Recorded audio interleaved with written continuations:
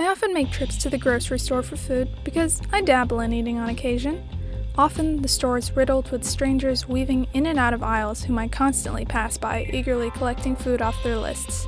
I can't help but try to stay out of their way because I worry I may be standing too close to someone, infringing on their space, or spending too much time looking at a particular item another person wishes to take themselves. On the contrary, maybe I'm waiting for someone to grab an item and go, but my presence is stressful and intrusive on their decision. Worse yet, maybe I'm going down an aisle and someone's cart is taking up a lot of space, so I have to ask them to move it, but that's too direct, impolite, and possibly even startling. There's a number of things that could annoy someone, and I hope not to be one of them. I believe I am a rational person. Typically, I function by removing myself from a situation to determine realistic truths. I deter my nerves at the first sign and think logically if what I surmise may be offensive realistically is.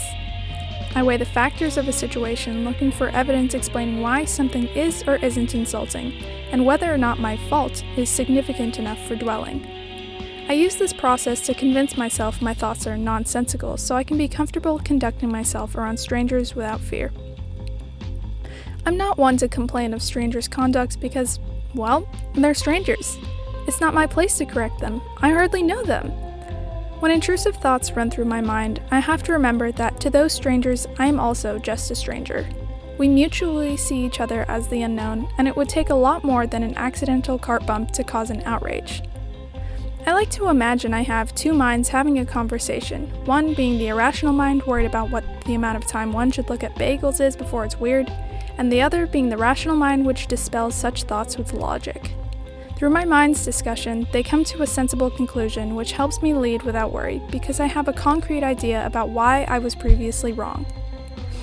Being rational isn't always about knowing the reasonable answer. It's about analyzing a situation to understand what thoughts are sensible and what thoughts are pure subjective worry. By taking a moment to reflect on what is going on, along with what reaction makes sense to a situation, I can allow myself to understand that my overthinking simply isn't relevant. I can safely say I am not going to be scrutinized or hated by a stranger because there really isn't much to be mad about, unless of course you have a trigger for people who look at bagels over 30 seconds. In which case, go ham, or even bagels.